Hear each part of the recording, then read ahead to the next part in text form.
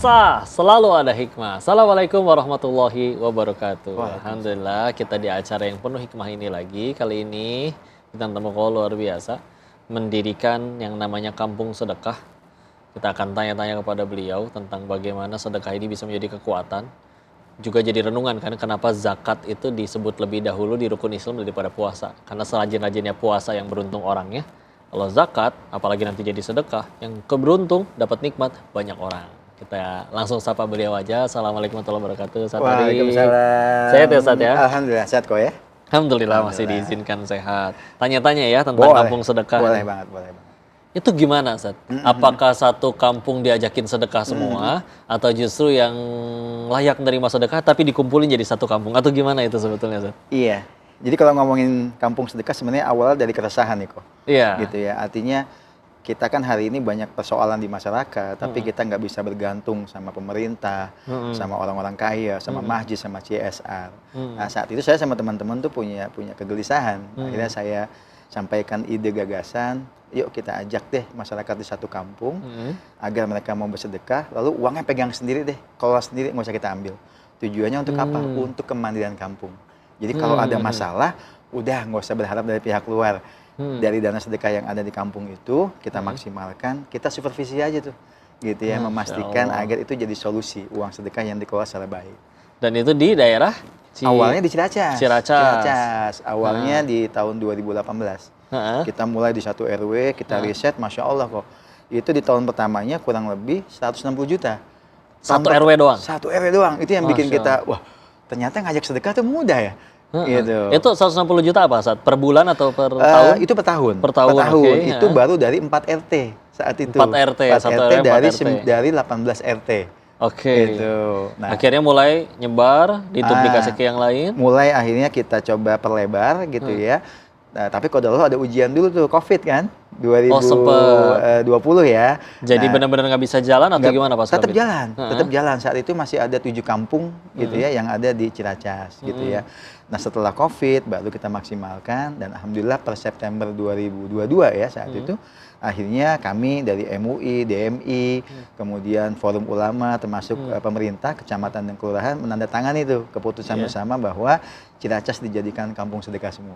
Jadi hari ini kok ada 36.000 lebih kepala keluarga yang 98%-nya itu masyarakat menengah ke bawah, tangannya mau di atas semua. Mau sedekah semua. Kalau misalkan cara ngumpulinnya mah kan namanya kalau sekedar metode teknis ya itu mah semua orang bisa jalanin misalkan ya. Tapi kan ngajakin orang yang tadinya biasa mental minta jadi pengen ngasih itu gimana tantangannya? Nah itu, jadi awal kami itu sebenarnya nggak nyangka kok. Tapi pada akhirnya gini, mendekati masyarakat untuk merubah mindset khususnya masalah sedekah, itu ternyata pengalaman kami sampai hari ini itu mudah kok. Jadi masyarakat itu hanya perlu melihat dan merasakan langsung apa yang sudah saya sedekahkan gitu. Kalau media sama kok ya, tetap dia kaleng. Nah tapi bedanya kalau di kami ketika satu kampung dijadikan kampung sedekah, kan di situ kepengurusannya harus dibentuk. Uangnya diambil di kampung itu, dipegang sendiri oleh pengurusnya, pendistribusiannya di kampung itu. Nah untuk apa? Untuk program urusan perut dulu kok. Yang utama tuh. Nah, program urusan perut tuh kayak sembako, sayuran. Nah, itu yang membuat masyarakat akhirnya percaya. Oh, kalau saya sedekah, manfaatnya masih bisa buat saya. Oh, kalau saya sedekah, ternyata walaupun sedekah saya dikit, saya bisa bantu tetangga saya. Nah, gitu kok. Dan dulu awalnya itu mereka ada penolakan dulu nggak sih untuk waktu pertama diajakin? Penolakan sih pasti ya, bahkan ada di salah satu forum itu, di forum RT gitu ya, kami disampaikan jangan mau itu bikin kampung sedekah tuh nanti uangnya untuk teroris. Ada, kami difitnah itu di forum, Masya Allah. Tapi ya kami kan udah kebiasa, tahu konsekuensi dakwah gitu ya. Yang menangis bukan kami, yang menangis itu akhirnya para petugas, emak-emak yang namanya itu Sri Kandi, mereka yang nangis. Karena kan mereka nggak dibayar. Gitu, petugas kami itu di masing-masing RT kok, bisa 1 sampai 4 orang. Dia yang ngambil uang sedekah, dia yang jemput bola gitu ya, datang ke rumah ngambil uang sedekah, ngitung sampai distribusi. Mereka nggak dapat apa-apa tapi difitnah, mereka yang nangis. Jadi kayak ta'awun kali gitu ya, Zat. Mereka sama-sama ngumpulin dana. Betul. Ketika nanti ada yang perlu, aku ambil dong, ini mohon maaf anakku kecelakaan harus buat ke dokter, kayak gitu. Betul, boleh gitu ya? Betul, karena kan konsepnya menerapkan Al-Maidah ayat 2 tuh kok, tolong menolonglah kalian dalam kebaikan. Ada yang sedikit, ada yang banyak, dijadiin satu untuk pemerataan kesejahteraan di kampung itu. Dan sekarang udah ada 36.000 di Ciracas aja. Di Oh, ada di Ciracas mana aja. lagi, Ustaz? Karena sudah ada di Medan, di Aceh, di Pekanbaru, sampai dengan kemarin di Gunung Kidul dan di Malang. Totalnya ada kurang lebih 216 titik sekarang se-Indonesia. Dan itu nggak kemana-mana, balik lagi ke situ lagi, situ lagi. Balik lagi ke situ. Artinya uang diambil di situ, didistribusikan di situ. Karena kami ini kan termotivasi dengan kisah Umar bin Abdul Aziz. Ngambil satu negeri, dikembalikan ke negeri itu. Konsepnya itu. Masya Allah. Gitu. Ketika akhirnya itu dilakuin, yang paling pertama kan tadi di Ciracas. Betul. Selanjutnya di mana dulu? Selanjutnya itu kami habis dari Ciracas itu pastinya yang terdekat. Gitu ya, kami masuk ke daerah Matraman, baru akhirnya kami mulai masuk ke yang pulau-pulau. Artinya Pulau Sumatera, Pulau Kalimantan. Paling jauh di Sulawesi. mana sekarang? Paling jauh itu ada di Sulawesi Tengah, ada di Palu. Itu yang paling jauh. Gitu, sama di Aceh. Dan itu berarti mereka nggak harus istilahnya dengan tahu konsep nih. Terus mereka pengen jalanin sendiri tanpa harus ya lapor ke Ustadz Ari atau tim segala itu. Iya, Sah-sah jadi gini, aja ya? sah-sah saja. Jadi yang 216 titik tadi yang saya sebutkan tadi itu semua yang terhubung dengan kita. Semua itu yang artinya terhubung tuh kami yang melakukan supervisi kok, melakukan pendampingan. Roadmap 5 tahun itu kampung harus mandiri. Tahun pertama ngapain, tahun kedua ngapain. Kami hanya ngasih guidance-nya saja untuk eksekusi di lapangan, programnya apa silakan saja. Kami hanya bilang program sedekah ini jangan hanya santunan. Karena hari ini kan uang sedekah yang harusnya bisa buat solusi permasalahan umat mengerucut hanya santunan aja kok. Iya, itu lagi, Iya, itu kan? lagi sebetulnya. Iya, makanya kami bilang 6 aspek: pendidikan, ekonomi, sosial, kesehatan, lingkungan, semua gitu. Matang ya. Jadi bahkan ini juga kalau misalkan ada kepikiran sendiri, ide yang sama, bikin sendiri pun sebetulnya sah-sah aja. Sah-sah Namanya aja. pahala jariah Betul, juga, semua nggak ada orang masalah, berlomba-lomba nggak ada masalah. dan bisa diterapkan di mana saja. Tapi yang 216 tadi sudah jadi bukti bahwa sudah benar-benar jadi manfaat, jadi kebaikan. Ya. Dan Masya Allah, penasaran kan? Ini awalnya sampai beliau mau ngelakuin kayak gini semua. Dan sekarang semua udah dapat manfaatnya. Asal muasalnya kayak gimana latar belakangnya, jangan kemana-mana. Tetap di Sah, selalu ada hikmah. Sah, selalu ada hikmah. Masya Allah, kita balik lagi ngambil hikmah dari guru kita nih Ustadz Ari. Alhamdulillah, mudah-mudahan bisa kita tiru ya. Sekarang pertanyaannya Ustadz, apa pernah ada kejadian yang istilahnya benar-benar menohok? Misalkan ngelihat, aduh ada tetangga mati kelaparan, sampai akhirnya mau untuk istilahnya kepikiran, jalanin kampung sedekah ini Ustadz. Iya, kalau melihat kelaparan yang sampai dia betul-betul kelaparan meninggal sih enggak kok ya. Tapi ketika kami masuk ke satu kampung, itu yang meresahkan kan sebenarnya orang miskin itu nggak pernah berubah kok datanya. Yang dipakai RT, dipakai RW, dipakai masjid, itu datanya biasanya 5 tahun, 10 tahun, 20 tahun, datanya itu aja kok. Bahkan banyak miskin turunan kok. Iya. Ya kan miskin turunan ya. Iya. Nah ini kan yang miris buat kita. Yang harusnya kita sebagai seorang muslim mentalnya harusnya memberi, ini justru malah begini semua. Gitu. Nah setelah itu begitu kami dalami lagi kok, ternyata di masyarakat itu persoalannya itu kompleks banget. Pendidikan, ekonomi, dan mereka nggak bisa bergantung ke siapa-siapa kok. Gitu. Akhirnya apa? Hari ini bantuan-bantuan yang mohon maaf dari pemerintah dan lain-lain, fakta di lapangan itu kan ternyata banyak salah sasaran. Gitu loh. Jadi akhirnya apa yang tumbuh mental miskin saja. Padahal hari ini gitu ya, kalau sedekah itu dikelola sebaik mungkin, Masya Allah. Nah di perjalanan akhirnya kami dipertemukan memang banyak orang yang kesulitan. Saya mau minta bantuan kemana? Pemerintah saya udah ngajuin beberapa kali untuk misalnya KJP dan lainnya agak sulit gitu ya. Sudah akhirnya dengan kampung sedekah masalah kelaparan insya Allah sekarang udah bisa tertangani kok.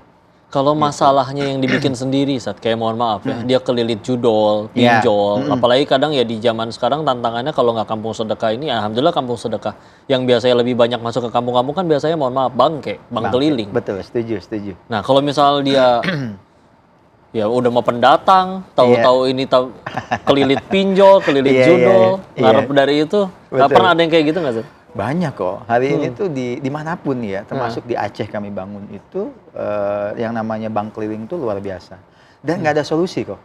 Kita hari ini kan kebanyakan solusinya pasang spanduk, bank keliling dalam masuk. Nggak bisa kok hari ini. Tetap masuk. Nggak bisa, padahal Al-Quran kan jelas bilang, perangi riba, suburkan dengan sedekah. Jadi ujungnya sedekah sebenarnya solusinya. Betul. Bagaimana ngelolanya? Nah makanya di kampung sedekah kok, begitu tahun pertama itu urusan perut, tahun kedua adalah kita bentuk Baitul Mal. Pinjam 1 juta, kembali 1 juta. Pinjam 3 juta, kembali 3 juta. Nah itu sebagai apa? Walaupun hari ini kita belum bisa membantu yang pinjolnya luar biasa, tapi minimal jadi mitigasi kok. Gitu.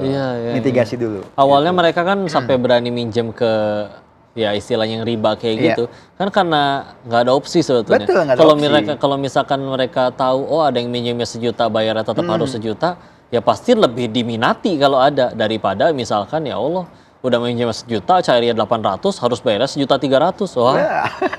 Betul kan, betul. Makanya ada kejadian unik kok. Salah satu ustazah, beliau ketua forum pengajian ibu-ibu di Jakarta Timur. Beliau kan ustazah, beliau nggak berani tuh kalau ngomongin soal riba. Kenapa? Karena ketika beliau ceramah, pasti itu jamaahnya bilang, kalau gitu emang ustazah mau minjemin saya. Yang tadi kau bilang tuh, gitu kan. Nah, akhirnya beliau nggak berani tuh dakwah berkaitan tentang riba. Tapi sekarang begitu ada kampung sedekah, beliau ngomong sendiri. Alhamdulillah minimal jamaah saya udah nggak ada lagi yang terkena bank keliling. Karena apa? Udah sama kampung sedekah aja. Gitu. Ya Allah. Itu. Iya sebetulnya harus benar-benar jadi solusi ya. Iya. Dan dengan sendirinya akhirnya bangke jadi hilang. Betul. Ketika sudah ada kampung sedekah. Betul. Karena Betul. otomatis nggak ada lagi yang mau minjem ke dia. Betul, nggak ada Allah, gitu. Allah, Nah ini tinggal Allah. masalah mindset aja sih kok, pelan-pelan gitu ya. Mindset aja. Dan tadi Sat, selain akhirnya dapat tuduhan, oh ini duitnya dipakai buat terorisme dan lain-lain. Apalagi Sat yang tantangan-tantangan. Iya, tantangan tuh macam-macam kok. Jadi hari ini seringkali kami nih awal masuk kampung sedekah tuh biasa-biasa aja kok. Karena dipikirnya, warga saya banyak yang miskin, uang iuran bulanan saja buat sampah susah. Apalagi diajak masuk kampung sedekah. Iya. Tapi begitu kampung sedekah masuk, Masya Allah kok. Sedekah per bulan per RT ada yang 3 juta, 5 juta, sampai yang tertinggi sekarang 1 RT 17 juta kok. Bayangin, 1 RW sekarang per tahun itu rata-rata minimal 200 juta sampai dengan hampir 500 juta. Itu dana masyarakat mandiri, dikelola sendiri. Kebayangkan kok, dana sebesar itu ada di wilayah. Ada yang rese nggak sih maksudnya? Ini apa nih kok main ngumpulin sendiri? Ada izinnya nggak? Gitu? Itu pasti ada kok gitu ya. Makanya saya bilang tadi, konflik-konfliknya itu biasanya di pengurus lingkungan. Awal masuk kampung sedekah biasa aja. Tapi begitu ngeliat nominalnya banyak nih kok, mulai kasak kusuk.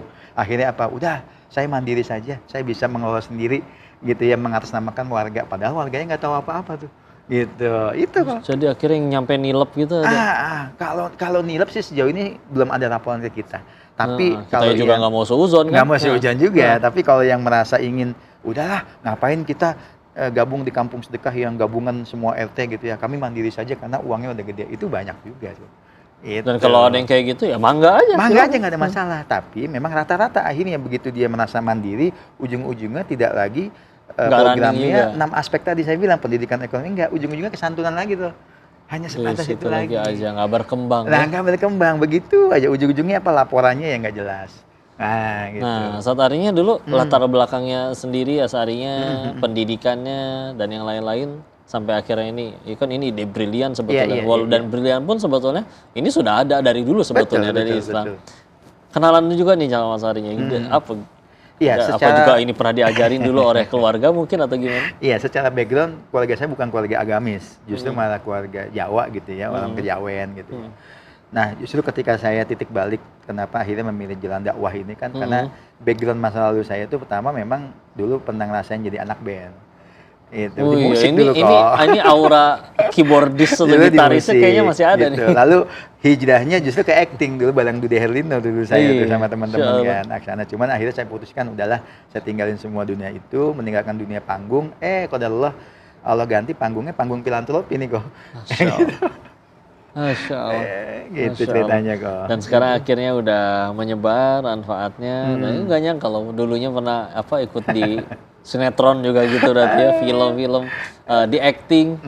Dan tadi kalau yang saya ngelihat ini kayak saya pikir ini Yovie and the Nuno bagaimana? Masya Allah. Tapi alhamdulillah benar-benar akhirnya ini harus menyadarkan pemirsa semuanya bahwa ya itulah Islam rahmatan lil alamin itu beneran gitu. Ketika akhirnya ini sudah diterapkan, ya secara otomatis wakul ja'al haqqa wa zahaqal batil. Lihat, hak dulu datang, baru batilnya hilang. Kita bicara tentang pengen ya ngusir riba segala macam, tapi kita nggak pernah datang yang haknya, yang batilnya nggak hilang. Haknya datang, batilnya hilang dengan sendirinya. Betul. Dan Masya Allah, hikmah yang selanjutnya ini akan juga membuat kita tambah terinspirasi nih. Tapi semuanya jangan kemana-mana. Saksikan tetap di segmen selanjutnya, tetap di Sah, selalu ada hikmah.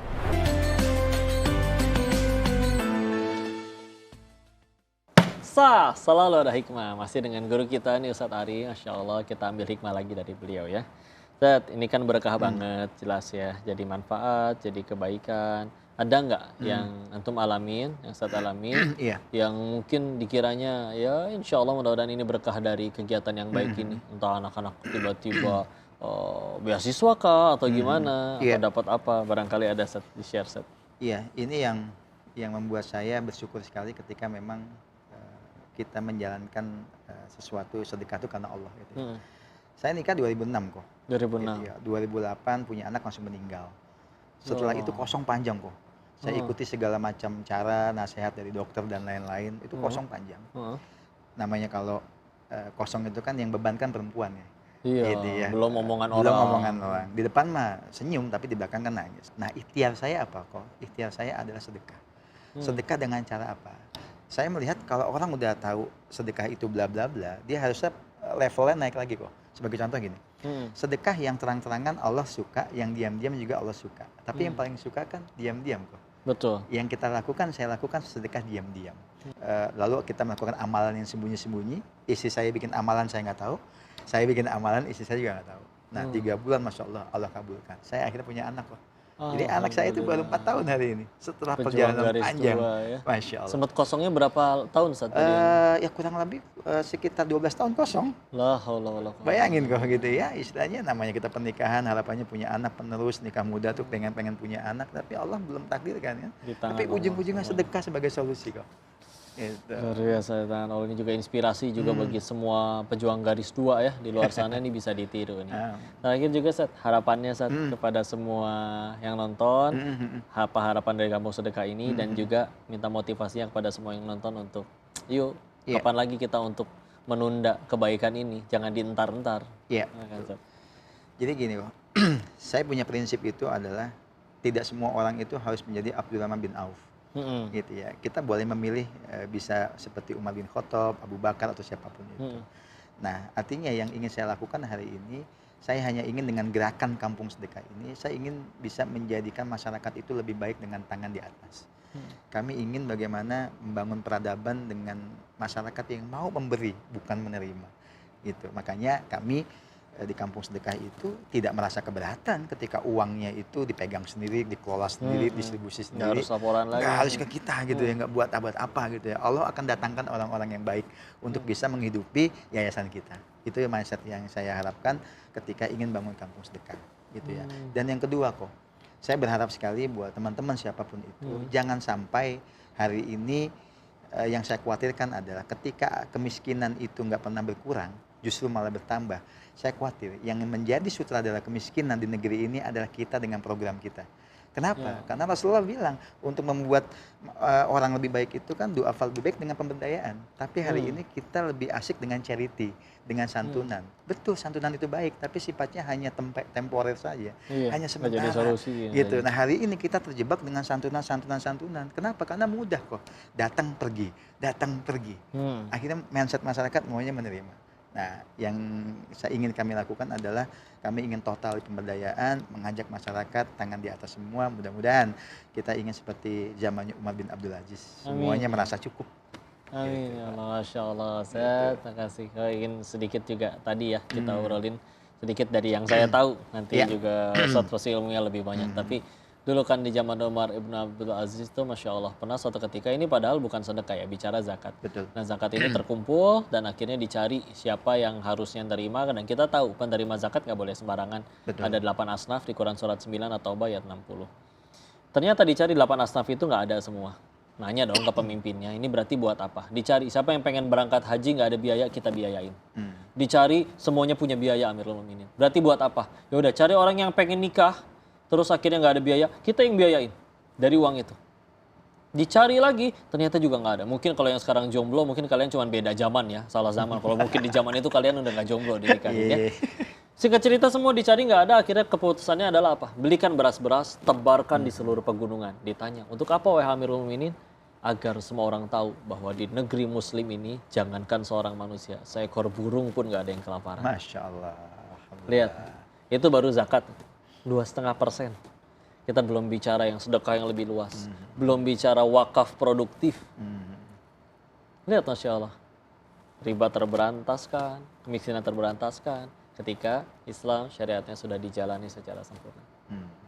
Maka Masya Allah, terima kasih Ustaz. Siap. Atas ilmu nasihatnya, mudah-mudahan kita semua dan semua yang nonton pemirsa bisa meniru kebaikan ini. Jangan ditunda-tunda, mulai dari sekarang. Kita di masa depan kan gimana kita hari ini. Yuk mulai sedekah. Ini bahkan beliau tadi menyebutkan ya, bisa ditiru oleh siapapun, kapanpun, dimanapun. Gak harus laporan ke beliaunya. Mudah-mudahan ini bisa menyebar dan bismillah, Indonesia pasti bisa jadi baik dengan program ini. Amin, Masya Allah, kita amin, akan ngambil hikmah lebih banyak lagi tetap di acara yang penuh hikmah ini, yaitu di Selalu Ada Hikmah. Assalamualaikum warahmatullahi wabarakatuh. Waalaikumsalam.